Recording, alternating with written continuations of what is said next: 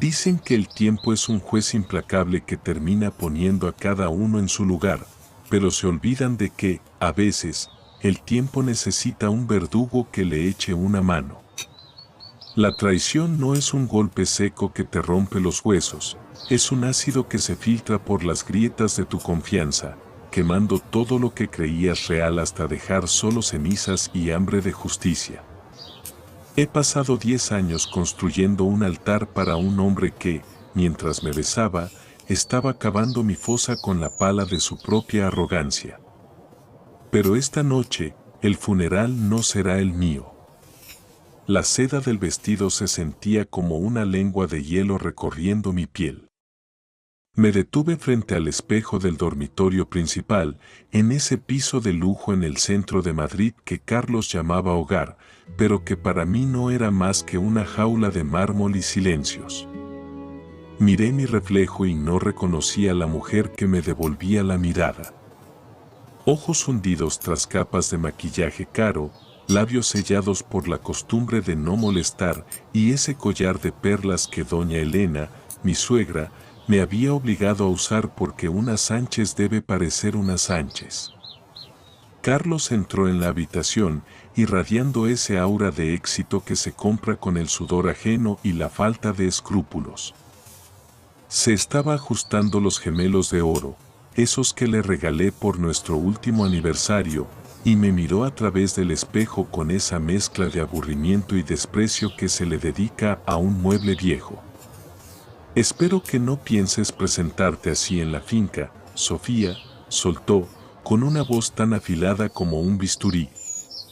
Me volví lentamente.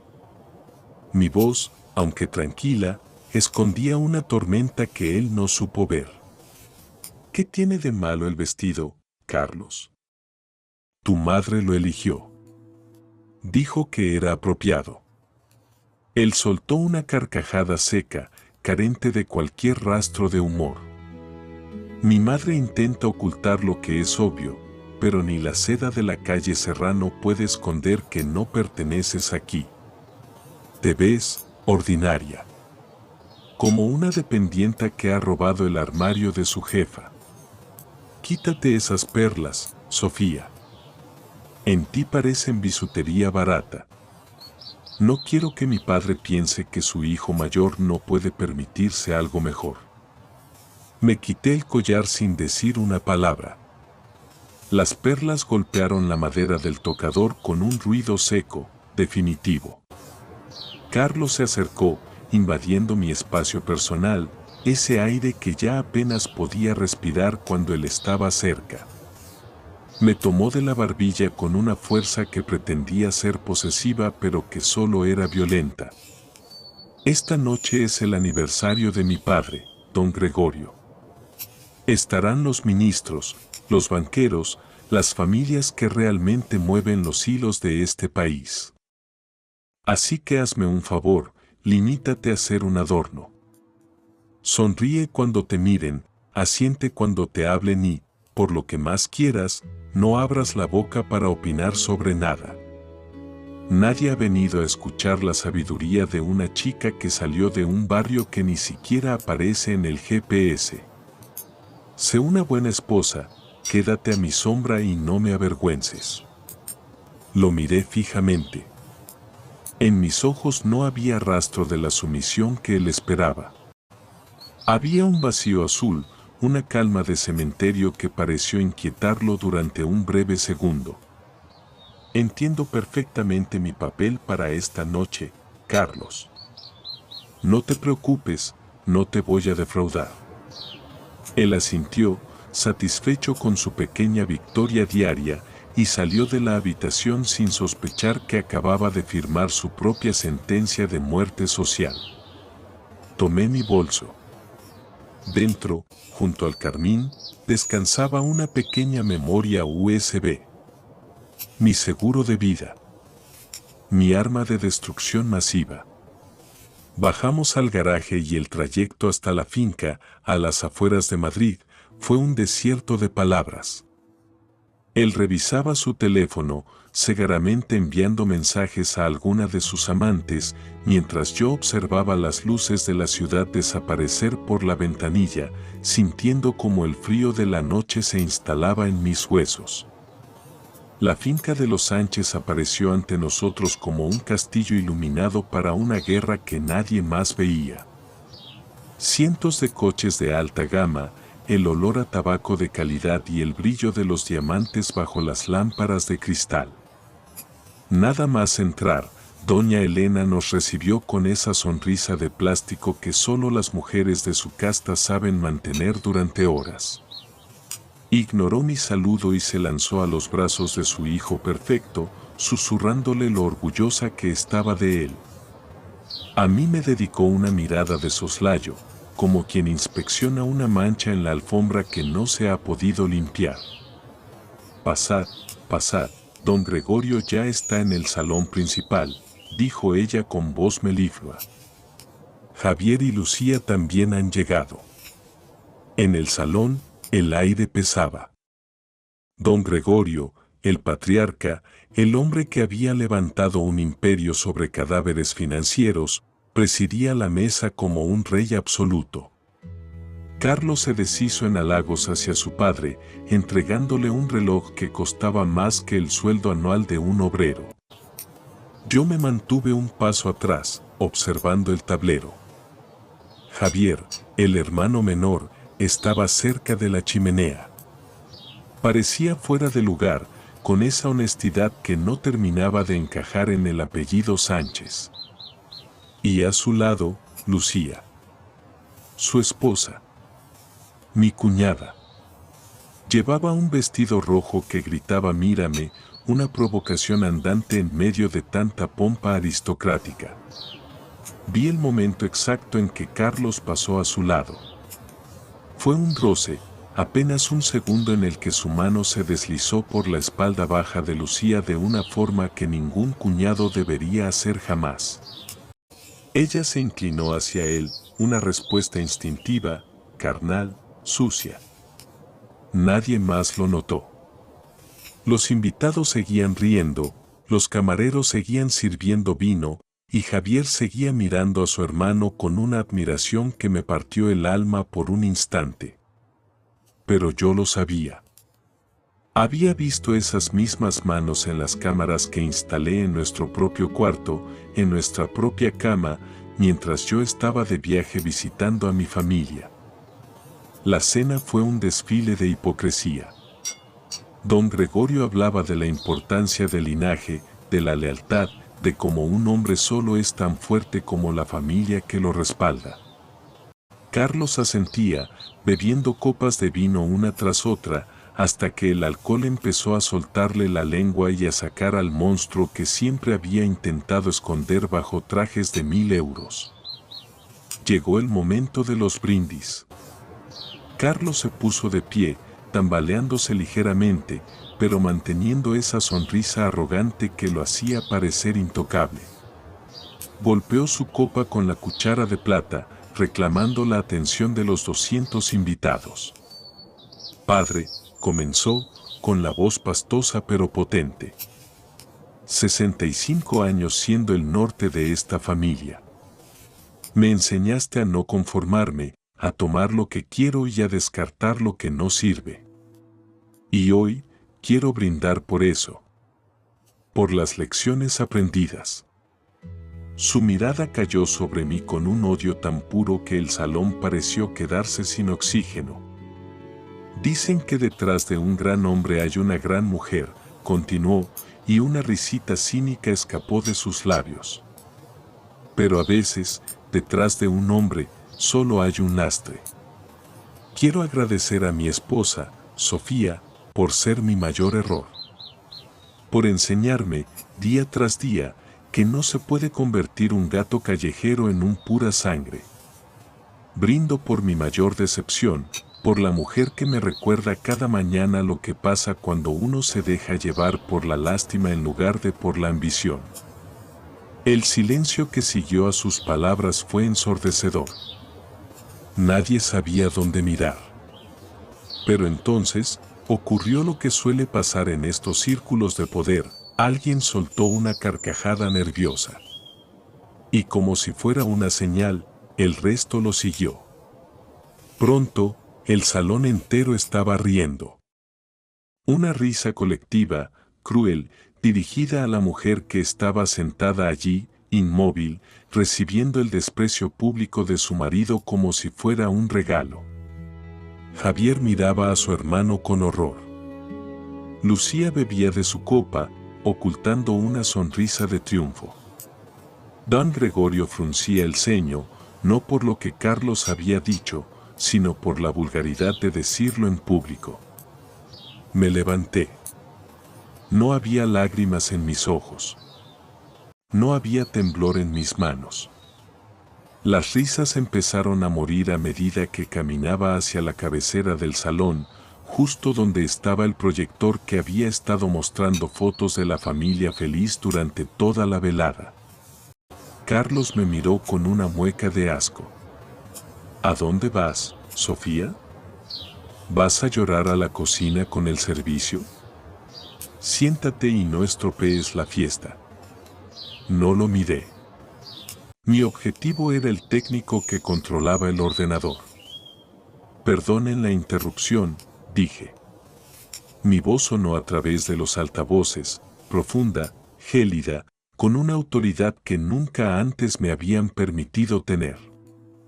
Carlos ha hablado de errores y de decepciones. Pero se ha olvidado del regalo más importante para don Gregorio. Se ha olvidado de la verdad. Saqué la memoria USB y se la entregué al técnico, un chico joven que me miró con ojos como platos. Pon el archivo que dice valores familiares, por favor. Carlos intentó levantarse, pero el alcohol y la sorpresa lo mantuvieron clavado en la silla durante los segundos necesarios. Sofía. Basta de estupideces.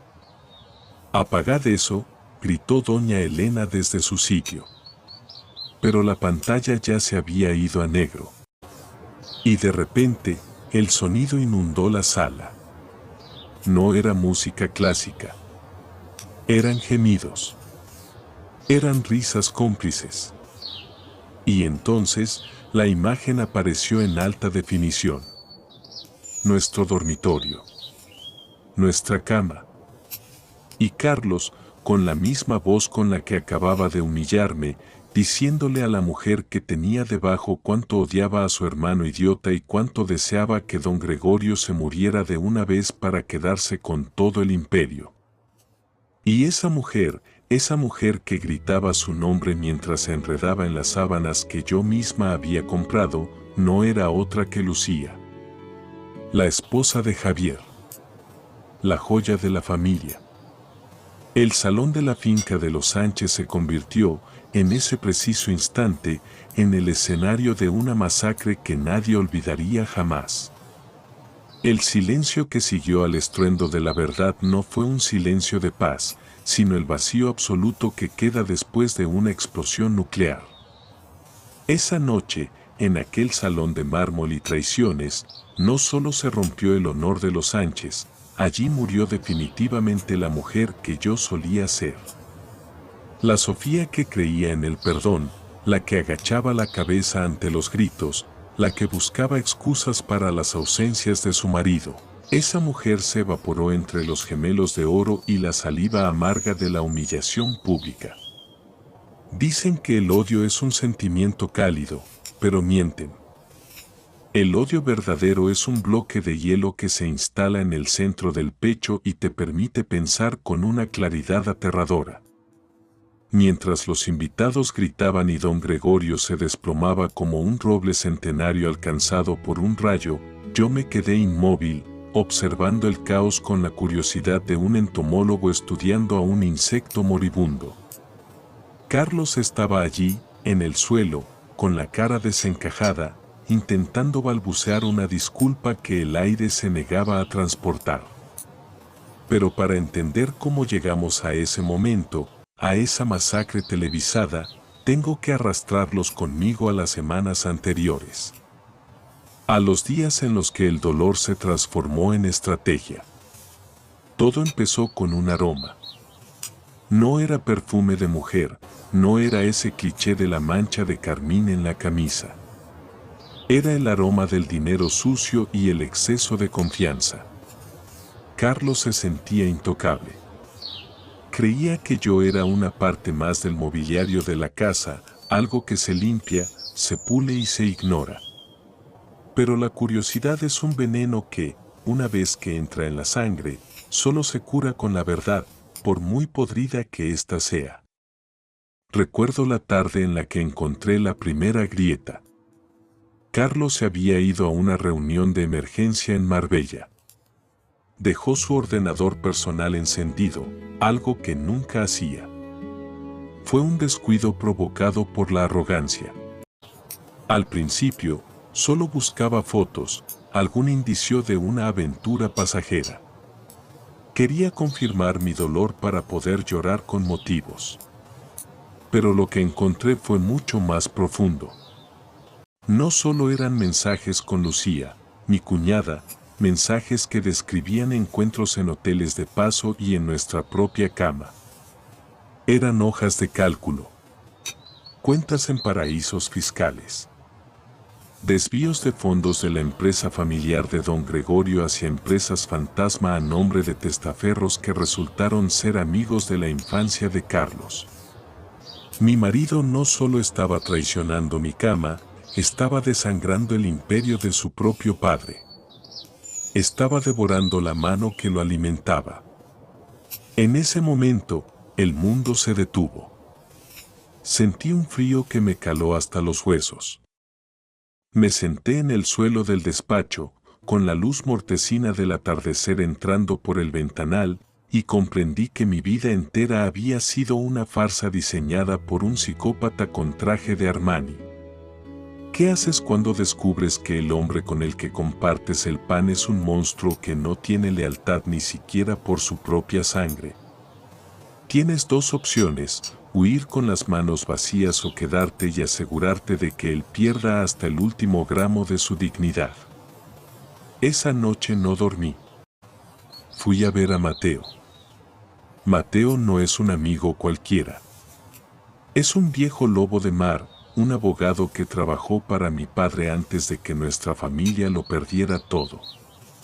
Es el único hombre en quien confío, un mentor que sabe que las leyes a veces son solo sugerencias para los que tienen poder. Nos vimos en un café oscuro de la periferia, lejos de los ojos curiosos de la casta madrileña. Le puse los documentos sobre la mesa. Mateo se ajustó las gafas, leyó en silencio durante lo que parecieron horas y luego me miró con una mezcla de lástima y respeto. Sofía, esto es una declaración de guerra, me dijo con su voz de barítono cansado. Si usas esto, no habrá vuelta atrás. Carlos no solo irá a la cárcel, perderá el apellido. Pero tienes que ser inteligente. Si te mueves ahora, él te aplastará con sus abogados. Tienes que convertirte en su sombra. Tienes que ser la esposa perfecta hasta que tengas el cuchillo en su garganta. Y eso fue lo que hice. Ese fue el nacimiento de mi plan. La arquitectura de la redención. Volví a casa esa madrugada. Carlos ya había regresado de su reunión. Dormía plácidamente, con esa respiración rítmica de los que no tienen conciencia. Me senté al borde de la cama y lo observé. Su rostro, que antes me parecía el epítome de la belleza, ahora me resultaba repulsivo. Cada poro de su piel gritaba traición. Tuve ganas de gritar, de despertarlo a golpes, de exigirle una explicación que sabía que no sería más que otra sarta de mentiras. Pero apreté los dientes. Me tragué el grito hasta que sentí el sabor del hierro en la garganta. Aún no, me susurré a mí misma. Primero, te voy a quitar todo. Durante las siguientes 3 semanas, realicé la actuación de mi vida. Fui la Sofía más dulce, más sumisa, más invisible que nunca. Le preparaba el café exactamente como a él le gustaba. Le escuchaba hablar de sus éxitos inexistentes con una mirada de fingida admiración. Incluso soporté sus tocamientos, sus besos que sabían a ceniza, mientras mi mente contaba los segundos para poder ir al baño y lavarme la boca hasta que me sangraran las encías. Carlos estaba encantado. «Estás aprendiendo, Sofía», me decía a veces, dándome una palmadita en la mejilla como si fuera una mascota bien entrenada. «Por fin entiendes cuál es tu lugar». Mi lugar, Carlos, era justo detrás de ti, observando cómo cometías cada error. Instalé las cámaras. Fue más fácil de lo que pensaba. Él estaba tan convencido de mi estupidez que ni siquiera se molestó en cerrar la puerta del dormitorio cuando yo supuestamente salía de compras. Compré dispositivos diminutos, tecnología que Carlos despreciaba por considerarla juguetes para paranoicos.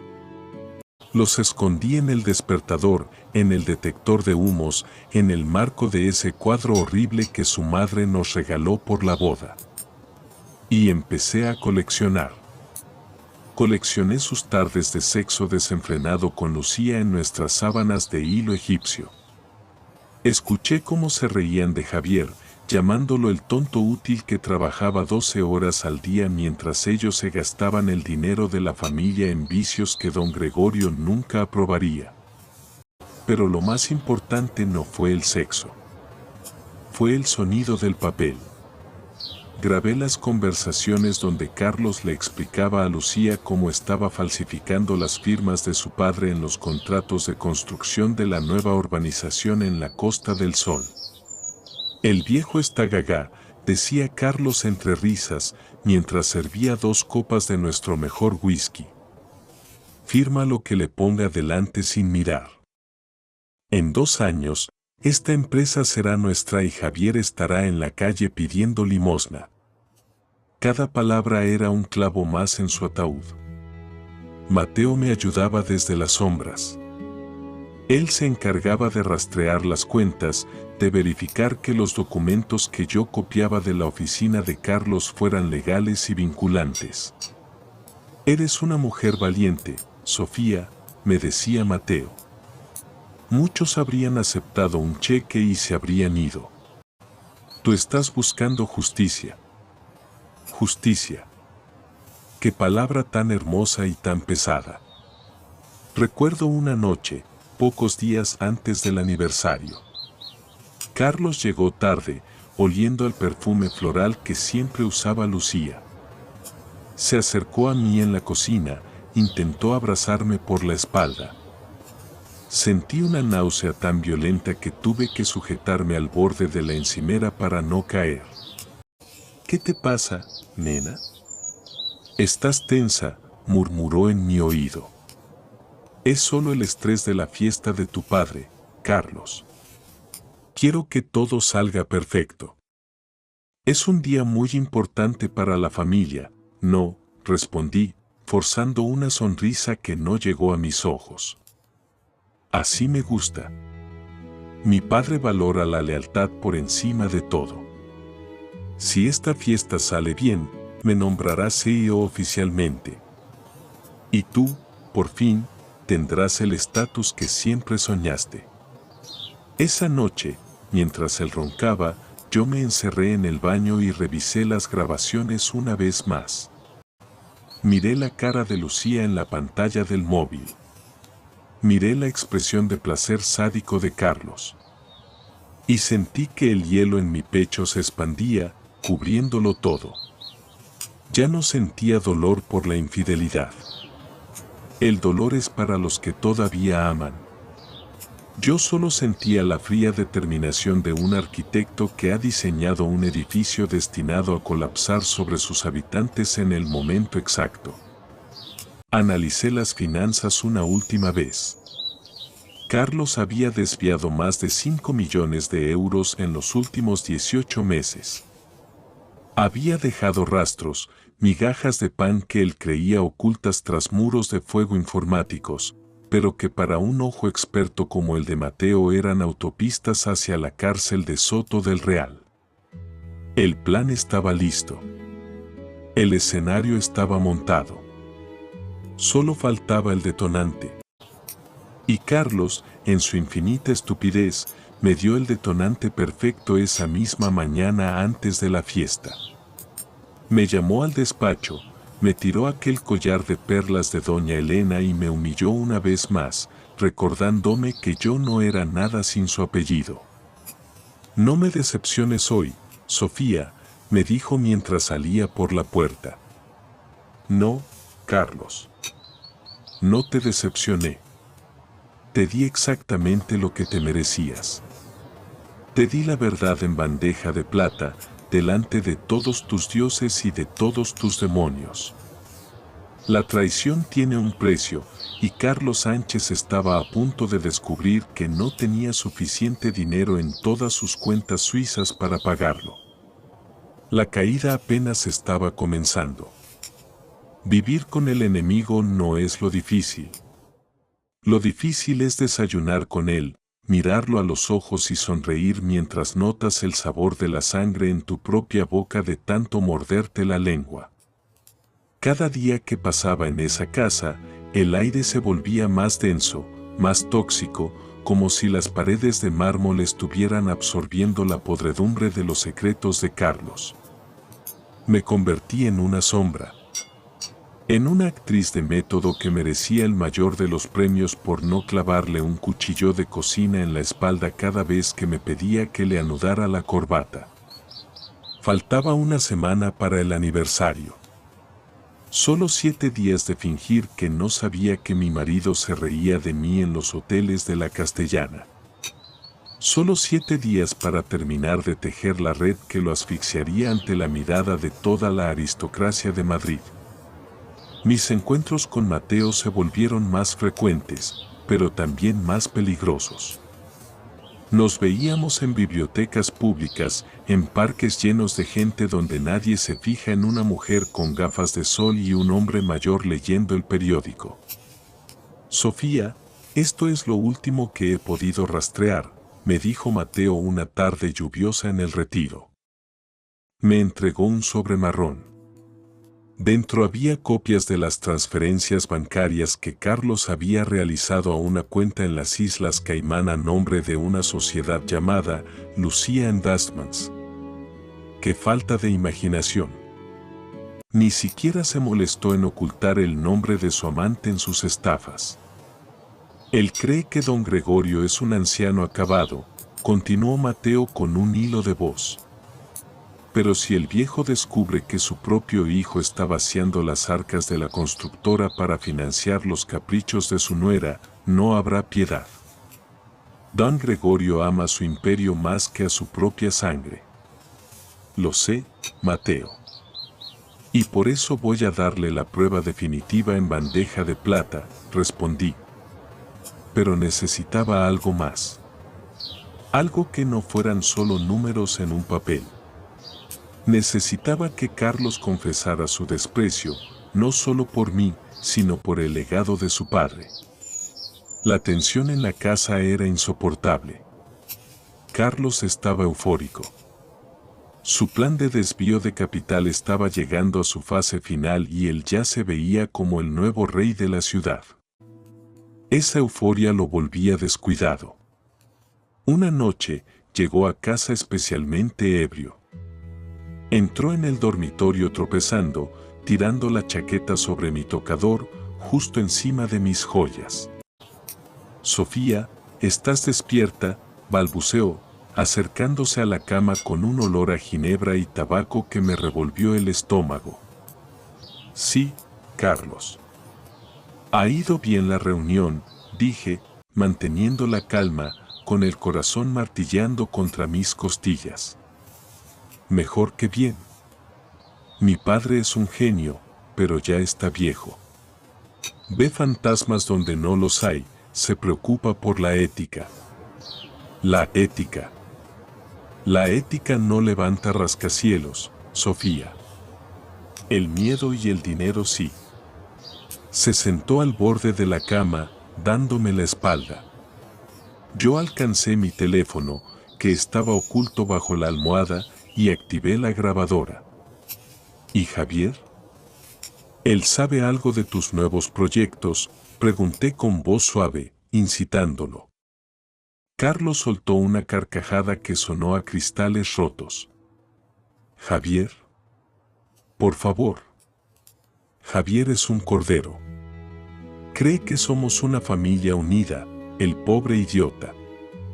Mientras él se dedica a revisar planos y a jugar a los arquitectos honrados, Lucía y yo estamos asegurando nuestro futuro. Javier tendrá suerte si le dejo una oficina en el sótano cuando yo tome el mando. Se dio la vuelta y me miró con una intensidad perturbadora. Sus ojos estaban inyectados en sangre. ¿Y tú, Sofía? Tú deberías estar agradecida. Una mujer como tú, sin nada, terminará viviendo en un palacio gracias a mi astucia. Así que no me pongas esa cara de santa. Mañana irás a la joyería y elegirás lo más caro que encuentres. Quiero que en el aniversario de mi padre parezcas una reina, aunque solo seas una plebeya con suerte. Se desplomó sobre la cama y en pocos minutos sus ronquidos llenaron la habitación. Yo me levanté, fui al baño y cerré la puerta con pestillo. Me miré al espejo y vi a una mujer que ya no tenía miedo. Escuché la grabación. Tenía su confesión. Tenía su desprecio hacia su hermano, su plan contra su padre y su arrogancia hacia mí. Los días siguientes fueron una cuenta atrás frenética. Tuve que reunirme con un técnico informático que Mateo me recomendó. Un chico que parecía un adolescente pero que movía los dedos sobre el teclado con la precisión de un cirujano. Necesito que este video y estos audios se reproduzcan automáticamente en la pantalla principal de la finca durante el brindis, le dije. Eso es fácil, señora. Pero una vez que empiece, no habrá forma de pararlo desde el salón. Estará en un servidor remoto. Tendrían que cortar la luz de toda la casa para detenerlo. Perfecto. Eso es exactamente lo que quiero. Vivir bajo el mismo techo que Carlos mientras preparaba su ejecución social fue la prueba de resistencia más grande de mi vida. Había momentos en los que quería gritarle la verdad en la cara. Momentos en los que, durante las cenas silenciosas, imaginaba cómo reaccionaría cuando viera su vida desmoronarse en una pantalla de 10 metros. Lucía también venía a casa a menudo. Ella y Carlos se comunicaban con miradas cargadas de una complicidad asquerosa. Ella me trataba con una lástima mal disimulada, dándome consejos sobre moda o sobre cómo mantener la llama viva con Carlos. Era un nivel de cinismo que me resultaba casi fascinante. Sofía, querida, estás muy pálida, me dijo Lucía una tarde mientras tomábamos el té en el jardín. Deberías tomarte unas vacaciones. Quizás cuando pase el aniversario de don Gregorio puedas irte unos días sola, a descansar. Tienes razón, Lucía. Estoy planeando un viaje largo. Muy largo. Y creo que cuando me vaya, nada volverá a ser lo mismo, respondí, saboreando el doble sentido que ella no podía captar. El día antes de la gala, me reuní por última vez con Mateo. Me entregó una carpeta con la demanda de divorcio ya redactada. Aquí está todo, Sofía. En cuanto el video se reproduzca, tus abogados presentarán esto. He incluido una cláusula de confidencialidad que Carlos tendrá que firmar si no quiere que las pruebas de sus delitos financieros terminen en la fiscalía directamente. No solo quiero el divorcio, Mateo. Quiero que sepa que fue yo. Quiero ver sus ojos cuando se dé cuenta de que la plebeya lo ha destruido. Mateo me puso una mano sobre el hombro. Sus ojos reflejaban una preocupación casi paternal. Ten cuidado, hija. Un hombre acorralado es capaz de cualquier cosa. Él no podrá hacer nada, Mateo. Para cuando se dé cuenta de lo que ha pasado, su padre ya lo habrá desheredado y su hermano le habrá dado la espalda. Carlos Sánchez dejará de existir. Esa última noche en el piso de Madrid, antes de salir hacia la finca, me quedé mirando la ciudad desde el balcón. Sentía una paz extraña. El miedo se había ido, reemplazado por una determinación gélida. Carlos estaba en el vestidor, quejándose de que no encontraba su reloj favorito. Sofía. ¿Dónde has puesto mi Patek Philippe?, gritó con impaciencia. Está en la caja de seguridad, Carlos. Hoy es un día especial. Tienes que lucir como el heredero que crees ser. Me puse el vestido de seda. Me miré por última vez. La trampa estaba puesta. El cebo era su propia soberbia. Y yo era el verdugo que esperaba el momento exacto para soltar la cuerda. Salimos hacia la finca de los Sánchez bajo un cielo encapotado que amenazaba tormenta. El coche rodaba suavemente por la carretera y Carlos no paraba de hablar de su futuro discurso. Yo solo apretaba mi bolso, sintiendo el relieve de la memoria USB. El viaje al infierno de los Sánchez acababa de comenzar y yo tenía el billete de primera fila. El rugido del silencio que siguió a la revelación en la pantalla fue más ensordecedor que cualquier grito.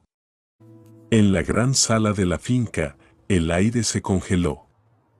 Cientos de personas, la élite de Madrid, observaban inmóviles como la imagen de Carlos y Lucía devorándose en nuestra propia cama se repetía como un bucle de pesadilla. No era solo el adulterio.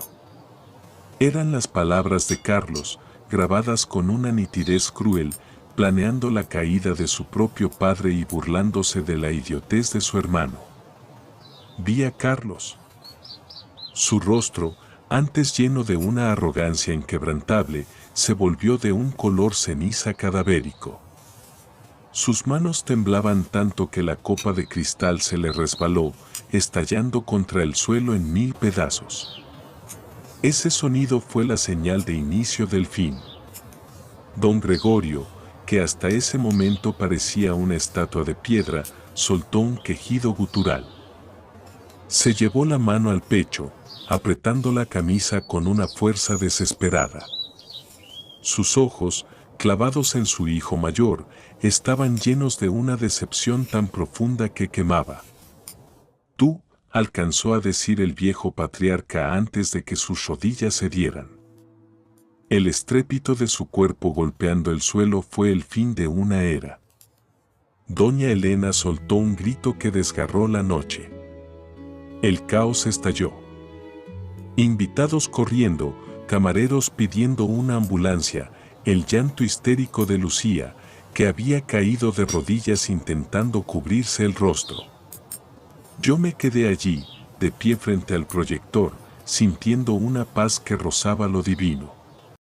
Carlos intentó acercarse a su padre, pero Javier, su hermano menor, se interpuso. Nunca había visto a Javier así. El cordero de la familia se había transformado en un lobo herido. Su mirada era puro fuego. «No lo toques», susurró Javier. Su voz era baja, pero cortaba como una navaja. «Javier, hermano, puedo explicarlo, es un montaje, Sofía está loca», balbuceó Carlos, intentando desesperadamente agarrarse a una mentira. La respuesta de Javier fue un golpe seco, preciso, directo a la mandíbula de Carlos. Vi a mi marido volar hacia atrás, derribando una mesa de canapés. La sangre empezó a manchar su camisa blanca, la misma que yo le había planchado esa mañana con una paciencia infinita. «No vuelvas a llamarme hermano», rugió Javier. Nos has traicionado a todos. Has matado a nuestro padre. Los médicos de urgencias llegaron en minutos, abriéndose paso entre la multitud que murmuraba y grababa todo con sus teléfonos móviles. Don Gregorio fue sacado en camilla, con doña Elena pegada a él, sollozando sin mirar a nadie. La fiesta había terminado. El Imperio Sánchez se estaba desangrando en directo. Caminé lentamente hacia la salida.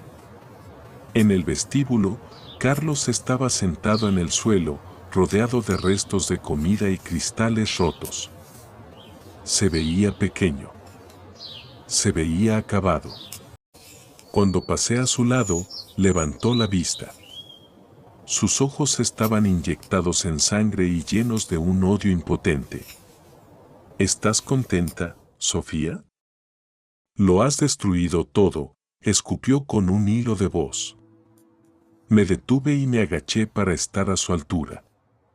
No sentía alegría, solo una limpieza profunda. Yo no destruí nada, Carlos. Solo encendí la luz, le dije al oído.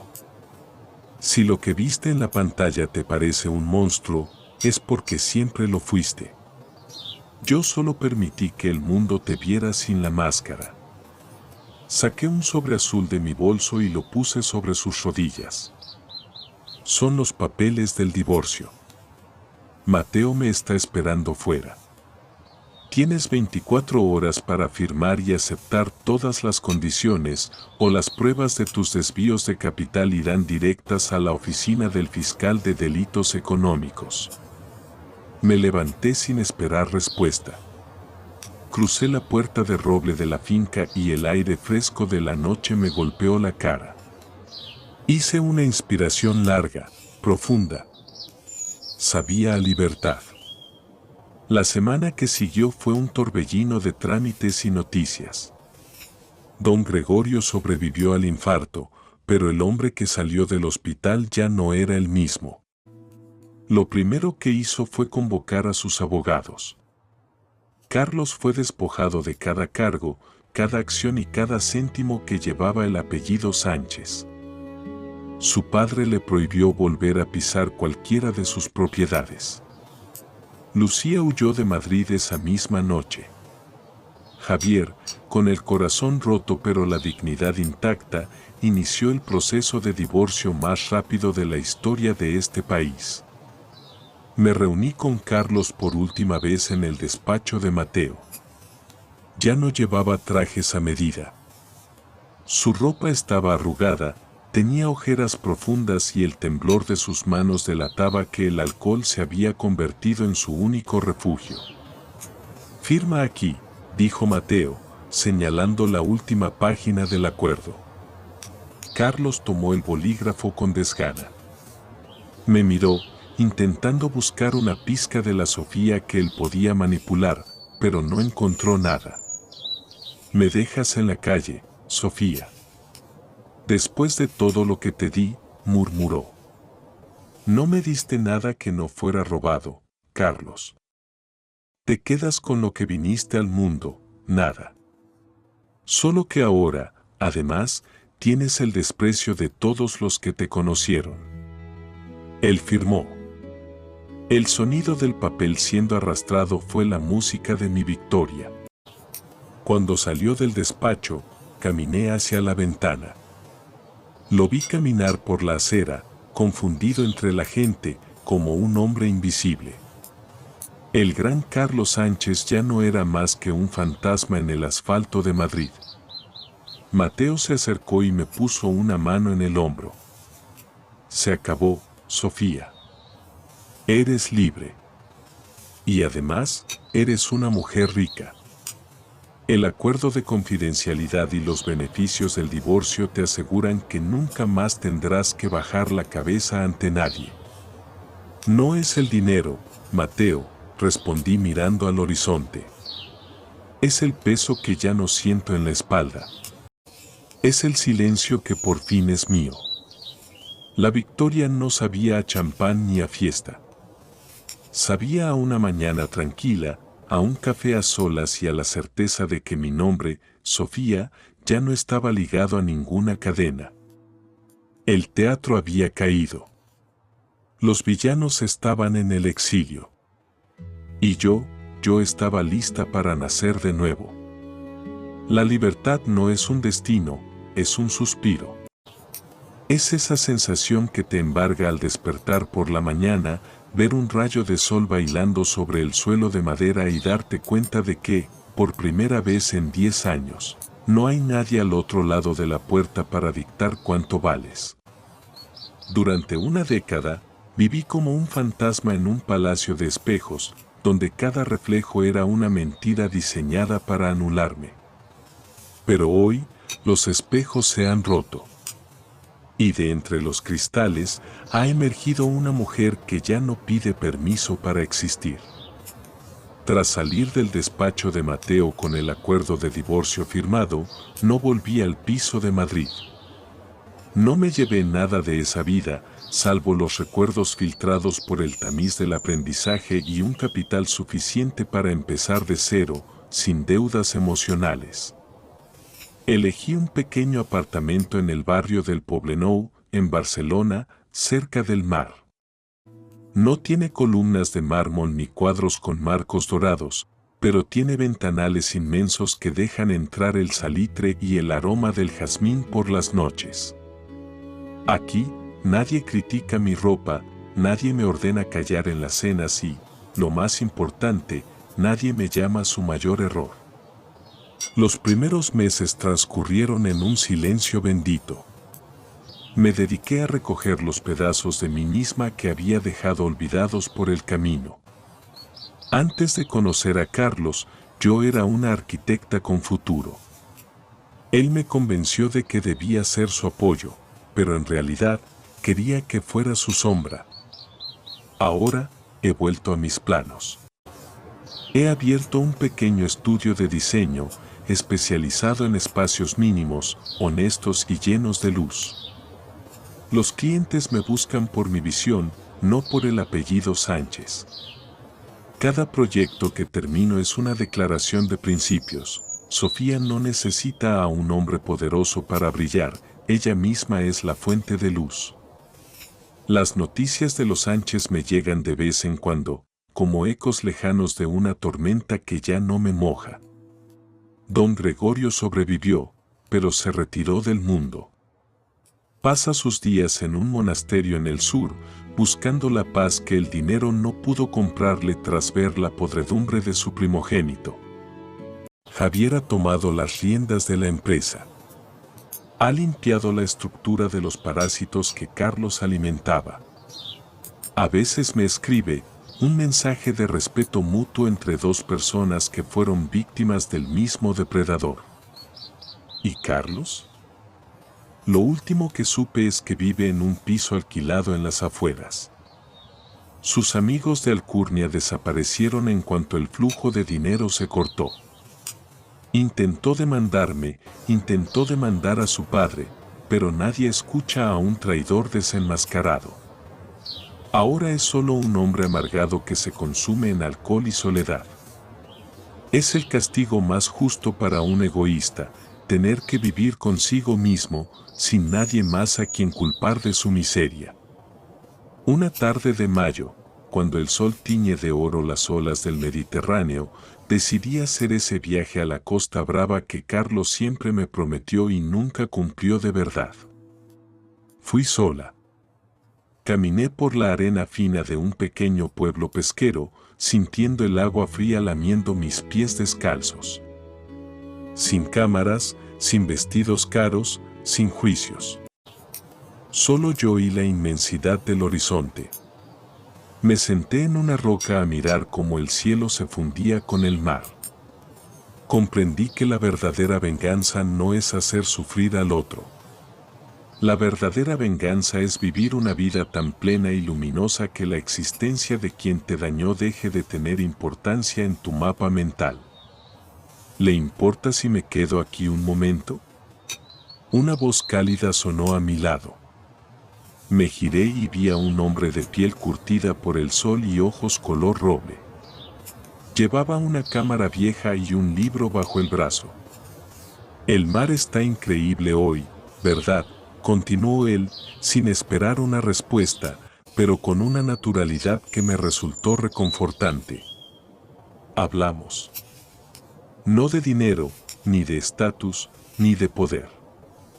Hablamos de libros, de la forma de las nubes y de cómo, a veces, hay que perderse mucho tiempo para encontrar el camino de vuelta a casa. Se llama Alejandro. Es fotógrafo, un alma que ama la vida por lo que es, no por lo que aparenta. Cuando nos despedimos al atardecer, no me pidió mi número con una promesa vacía. Me entregó una postal que él mismo había hecho y me dijo: mañana estaré en el café del puerto al amanecer. Si quiere ver la primera luz del día, será un honor. Sonreí. No sé si estoy lista para un nuevo amor, pero sé que estoy lista para nuevas posibilidades. Mi corazón ya no es un cristal roto, es un mosaico reconstruido con orgullo y libertad. Miro atrás y veo el camino recorrido. De esposa humillada a arquitecta de mi propio destino. Mi vida, a partir de ahora, la escribo yo. No hay oscuridad que pueda apagar el fuego de una mujer que ha renacido de sus propias cenizas. Gracias por acompañarme en la historia de Sofía. Quizás, en algún lugar, tú también estés viviendo bajo una sombra que no te pertenece. Recuerda que la oscuridad solo existe mientras no te atreves a encender la luz. No temas al colapso, porque a veces hay que romperlo todo para que algo nuevo y hermoso pueda brotar. Tu vida te pertenece. Y el renacimiento siempre empieza con un acto de valentía. Si te ha gustado esta historia, comparte lo que piensas en los comentarios.